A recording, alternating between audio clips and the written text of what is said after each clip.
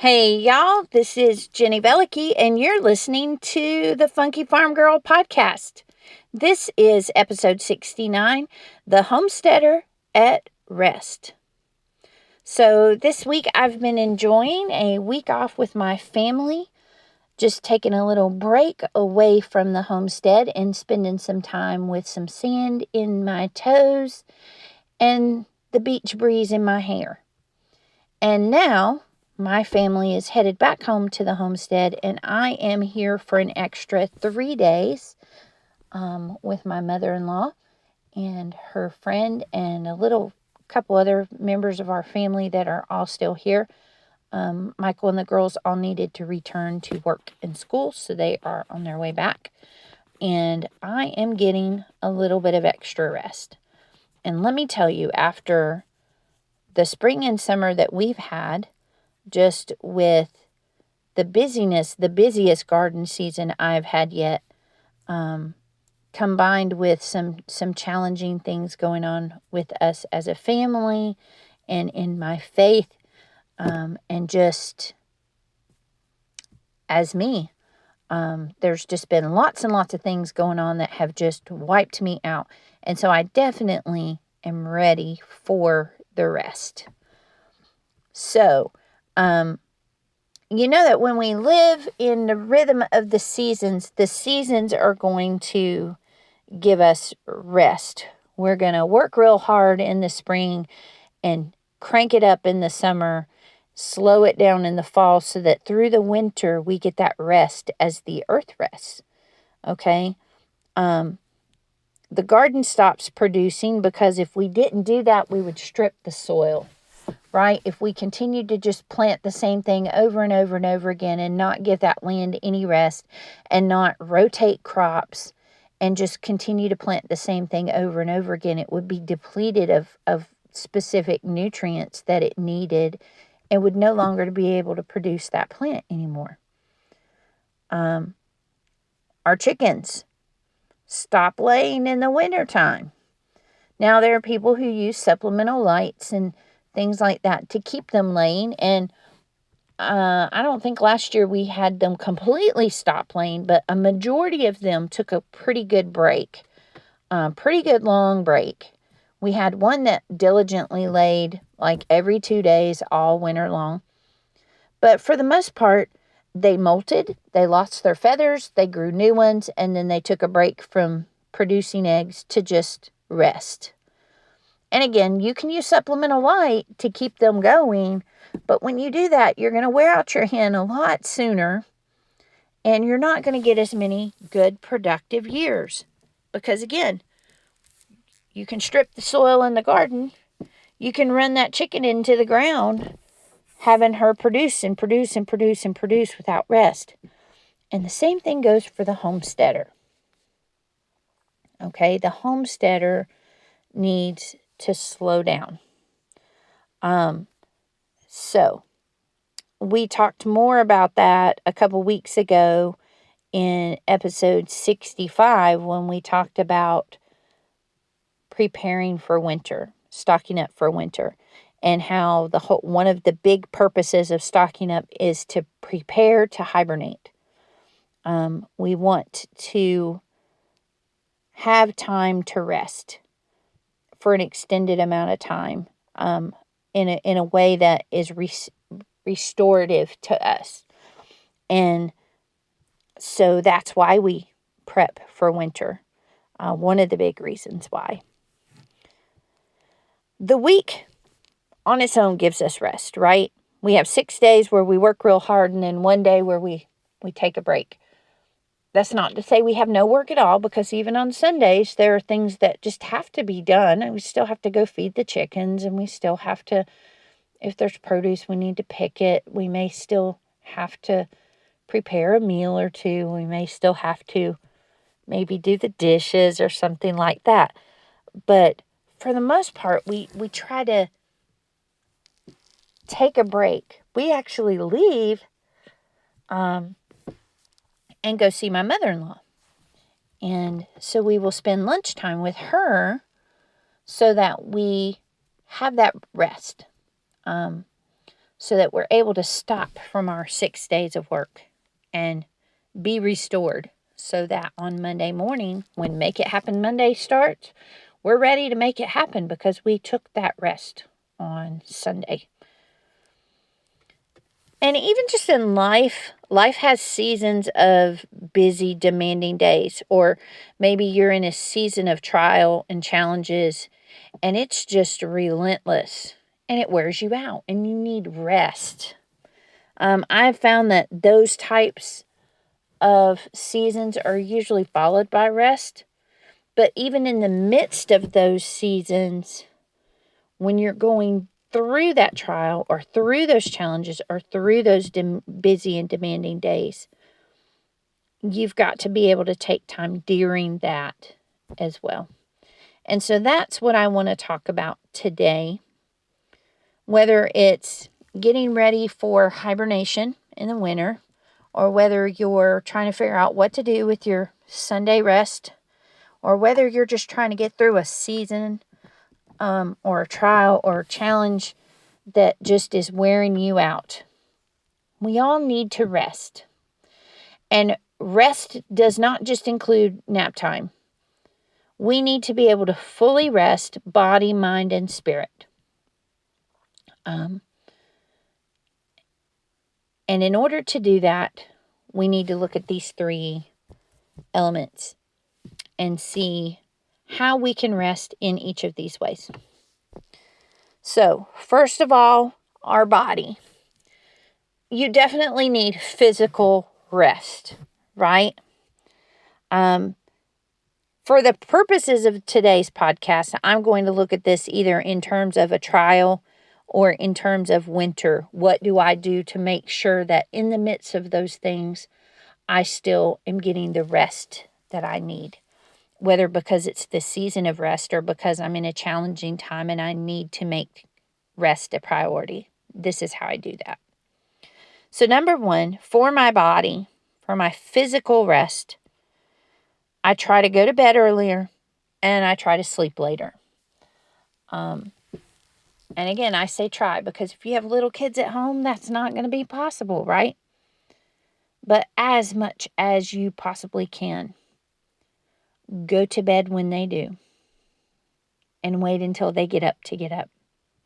This is not the time to try to do a 5 a.m. quiet time with the Lord. It would be better to do a 3 o'clock, maybe slightly noisy time with the Lord while your kids are taking a nap or supposed to be napping, than to not have that rest.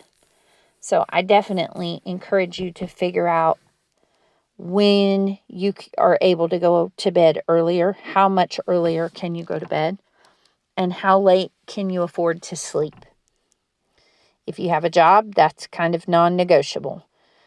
On your days off, are you able to get extra rest? Are you able to go to bed earlier? Are you able to stay in bed longer? I also slow down my work and my routine. I spend more time reading books, and I actually watch TV, which I don't get a lot of in the spring and in the summer and in the fall when it's busier than in winter. I also try to make time for snuggles, especially when I'm doing those things. If I can take time to pet my cat, I have a little orange chair in my living room, and every morning I'll go and sit in that chair as soon as I turn on the coffee pot, and I will sit there and I will pet the cat until the coffee's ready. And that little bit of rest for my body to sit and to have physical contact with something else, another living being, and to spend time loving on her brings me some really good rest. It brings physical comfort to your body, to have physical touch and affectionate contact with someone else. So whether it's your cat or your dog or your kids or your husband, make some time to snuggle. And definitely slow down your work. I'm not running from one thing to another when I am in a season of rest. I pare back. I make sure that my routine and my work is more a bare bones kind of thing, and really pull back on what my expectations are during that time. Number 2, your mind. So we know how we're going to give our body some rest. And then the second thing we need to do is give our mind some rest. One of the things I like to do is focus on my mental health.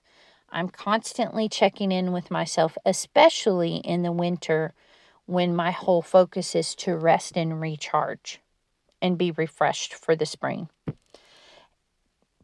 And so I need to evaluate where my mental health is. So sometimes I do things like morning pages. And morning pages is something I've talked about before on the episode about homesteaders on a schedule. And I talk about getting up first thing in the morning and taking a notebook and just writing whatever your stream of thought is for 3 pages. Now, I started out with a little notebook that was about a half sheet page. And then I have graduated to a composition notebook. And that is very difficult to write 3 pages in.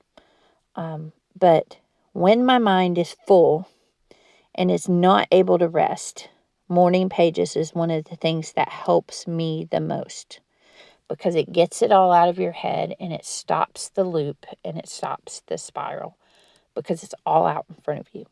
And then the key is that you don't go back and keep reading over it. You leave it on the page.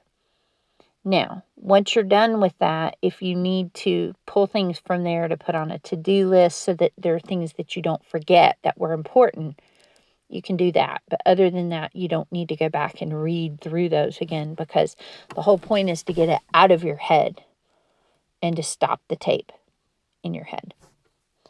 So I do morning pages, and I will also do a gratitude journal when I'm trying to focus on a season of rest. Really, it makes my mind slow down and stop and think and be aware of blessings. Be aware of things to be thankful for. And that is hard to do when your mind is racing and going all over the place. Your mind needs to slow down in order to recognize those blessings and things that produce gratitude. And so I'll just keep a running list, and I will just add to it over the course of my day. There have been times that I've just left the notebook out all the time and just go and write in it. I originally got this idea from Ann Voskamp's book, 1,000 Gifts. She calls it her Eucharisto, and it is her act of thanksgiving to the Lord, where she notices things like the rainbow prism inside a bubble of soap while she's washing dishes, or the way the sunlight streams across the backyard, or, an egg song from your chicken after it lays an egg in the morning, or hearing the rooster crow. Just any number of very simple things. Maybe it's a cup of tea in your favorite mug, or maybe it's footed pajamas that your kids wear, that just seeing them in those footed pajamas brings a sense of gratitude and joy to you. It could be any number of things. But focusing on your mental health by being aware of things to be grateful for and being aware of the tape that's running in your head. Both of those things are super important for good mental health, especially if you're wrestling with anxiety or with depression issues, both of which can be problematic in the winter time, because you're not getting sunlight and you're not outside as often, and you're not in fresh air. And so the lack of those things can make it seem dark and stale and isolating in your home.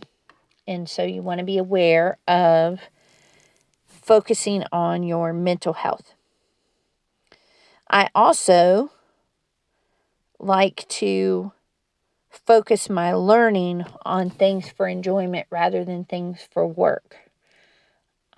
I'm real big during the spring and summer of running to reference books to remember what do I do for this canning this type of thing, or I'm researching, a new kind of pickle to preserve, or I'm looking up a way to simplify meal planning during the busy time of year. And there's lots of things I'm learning. I'm producing a lot.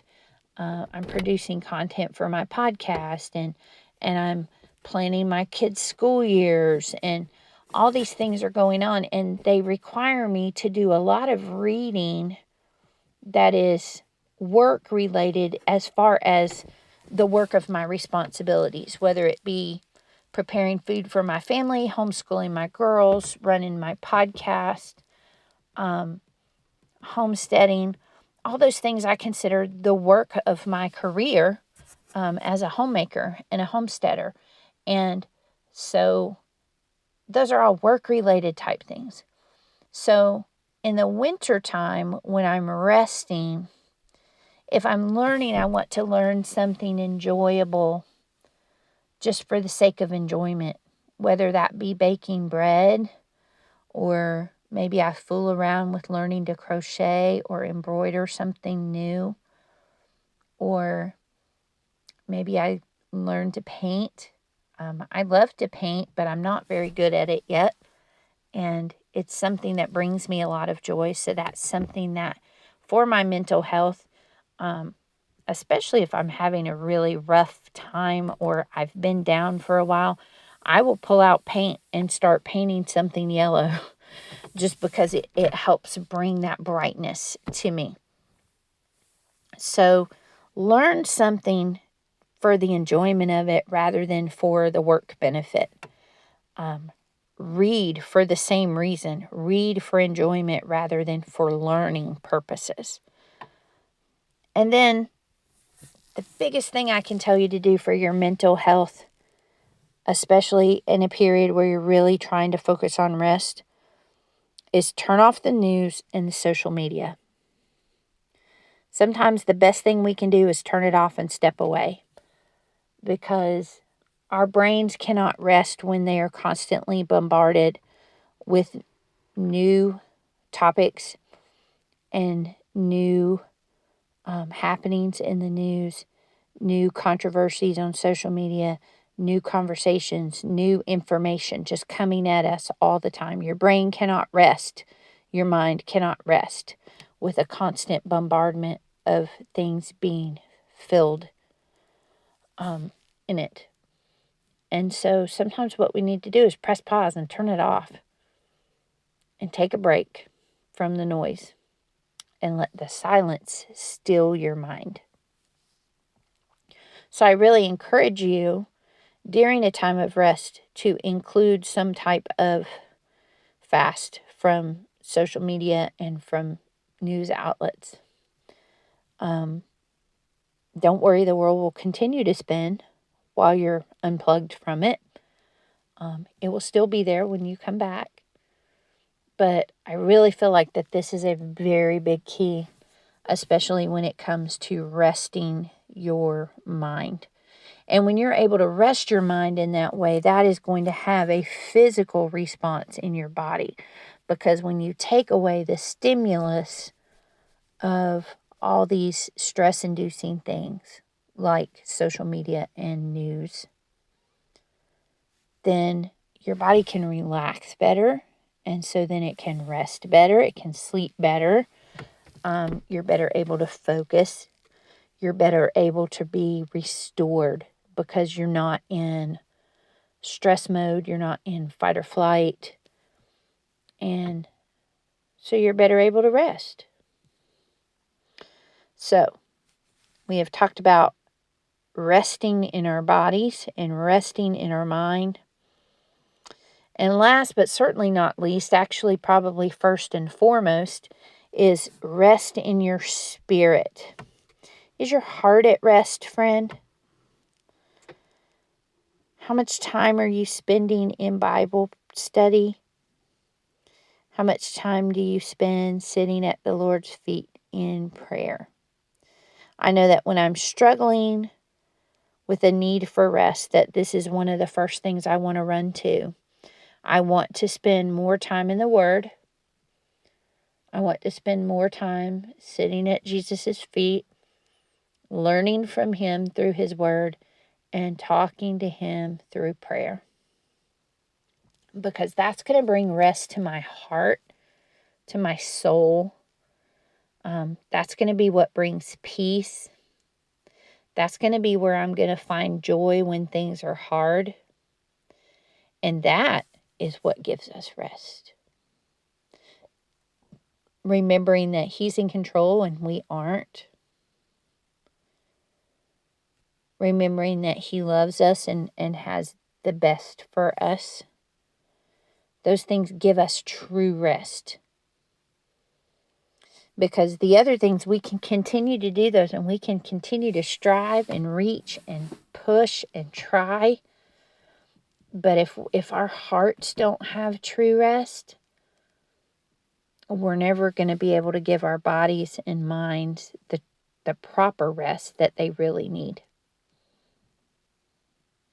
So my challenge would be to soak up time in the Word, soak up time in prayer as much as you can, especially in a time of rest. And again, I know there are times of trial and times where things are just busy and demanding and it just wrings you out like a wet dish rag. And during those times, listen to the Bible on audio. Listen to Christian music. Pray while you're working. Pray while you're driving. Pray while you're doing the things you're doing. Just open your mouth and talk to the Lord while you do those things. And then one last thing that I would encourage you to do would be commit some verses to memory to recall in trials. What are verses that you could quote to yourself, preach to your heart, that would bring you rest when you aren't at peace? What verses can remind you that God is for you? What verses can remind you where true peace is found? What verses can bring calm when you're anxious? Find those verses in your time in the Word. Commit them to memory. And it doesn't mean that you have to sit there and look at it and read it 10 times a day and try to memorize it. Put it on Post-it notes all over your house. The same verse, so that you see it over and over and over. Or put it on index cards.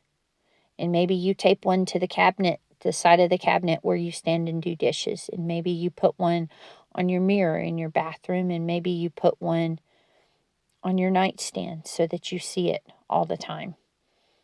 Put it in places where you will see it and begin to read it again and again and again and again, so that you can commit these words to memory. Because when you commit them to memory in your mind, then they're going to be planted in your heart so that your soul can be at rest, because that word is planted there. And it keeps you stable. And it gives you the rest that you need. So, I hope that this has been an encouraging message for you this week. And really, send me a message this week and tell me how you're finding ways to rest. You can email me at jenny@thefunkyfarmgirl.com, or just send me a message on Instagram or Facebook at The Funky Farm Girl. Until next week.